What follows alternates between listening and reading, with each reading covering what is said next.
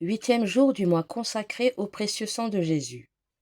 Le sang très précieux de Jésus-Christ nous purifie dans le sacrement de baptême. Jésus-Christ, en expirant sur la croix, venait de consommer le sacrifice de justice et de charité que le divin agneau offrit pour nous sur cet autel de miséricorde.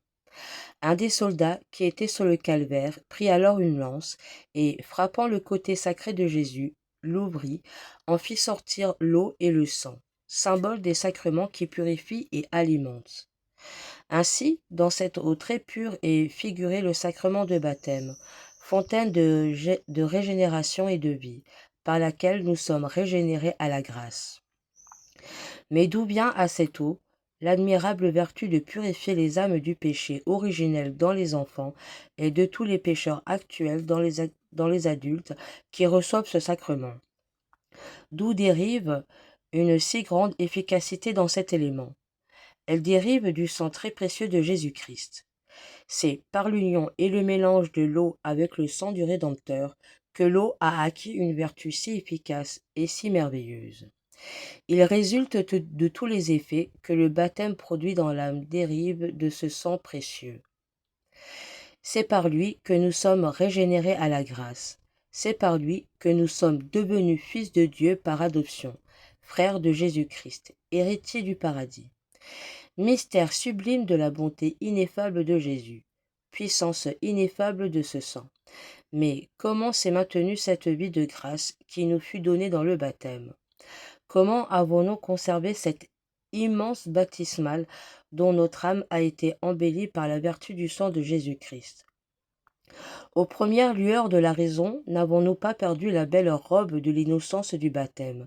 N'avons-nous pas souillé cette âme lavée par le sang du divin agneau?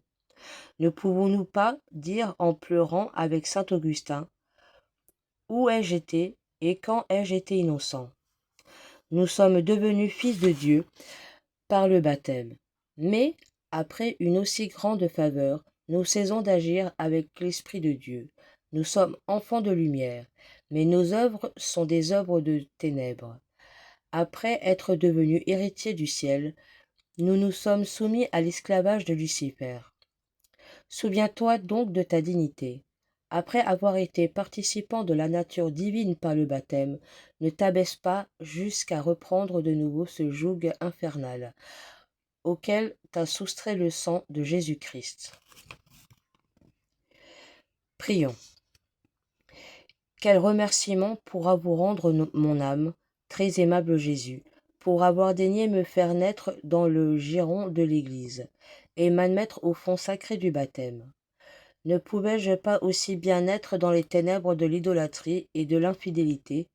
Cependant, vous m'avez fait naître parmi les catholiques, vous m'avez purifié dans le baptême et fait participant des mérites de votre sang. C'est pourquoi je suis confus en voyant que je n'ai pas répondu à votre amour. Combien ma vie a dégénéré de ce caractère de chrétien que vous avez imprimé à mon âme. Je l'ai défiguré, je l'ai avili par mes actions mauvaises. Mon Dieu, purifiez de nouveau mon âme.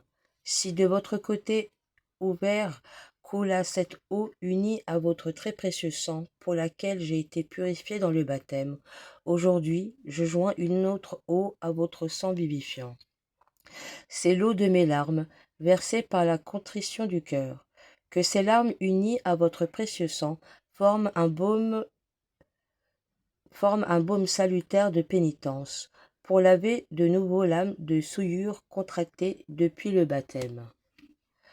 Père éternel et tout-puissant, je vous offre les mérites du précieux sang de Jésus, votre Fils bien-aimé, mon divin Sauveur, pour tous mes besoins spirituels et temporels, pour le soulagement des saintes âmes du purgatoire, de celles surtout qui ont été dévouées à ce sang adorable et aux douleurs et souffrantes de la très sainte Vierge, notre tendre mère. Amen.